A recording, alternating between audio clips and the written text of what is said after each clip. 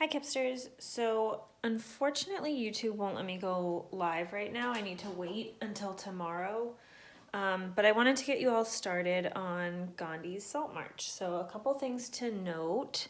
Gandhi is somebody who you've probably heard of before, and although this is a lot about a specific time event, typically this is what we would call like the category of biography. And when you read a biography on a test, you want to ask yourself, why is this particular historical figure important to history, important to a time period, important to a country? And that will help you complete your who, what, so what. The other thing I want to point out about this particular passage is they have quite a few footnotes down here at the bottom, you'll see. And those footnotes are important because, as most of you probably know, Gandhi is not from the United States, and he doesn't come from a country that primarily speaks English. So a lot of the words in this passage might be words that you've never seen or experienced before. So with those two things in mind, I hope that you all have read through Gandhi's Salt March already and completed your who, what, and so what already.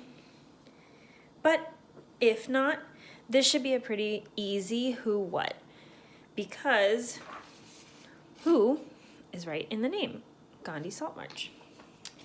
The next thing that I want to point out is give me a second. Some of these multiple choice questions are those same types of questions that we had a little bit of difficulty pre-answering for, because they ask you to look at answer choices that provide evidence.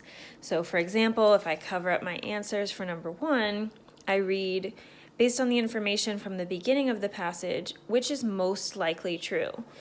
Well, it's hard to kind of pre-answer for that, but what you could do is figure out what were your annotations for maybe the first 1 to 3 paragraphs. Then you know that you're already thinking about the beginning of the passage and what it's teaching you about.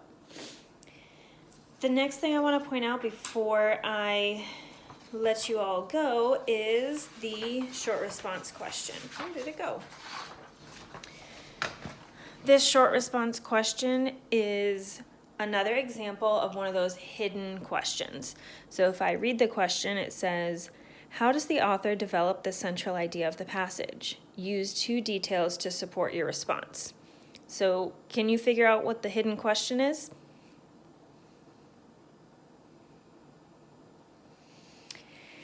If you said the hidden question is, what is the central idea, then you would be right.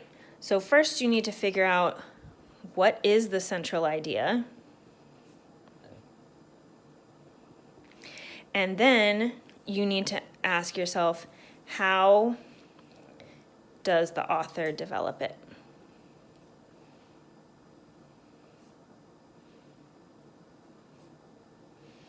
And then this is a pretty standard short response. Please let me know if you have any questions. You can leave questions in the comments, or you can call or text me directly. And I hope you all are well. Bye.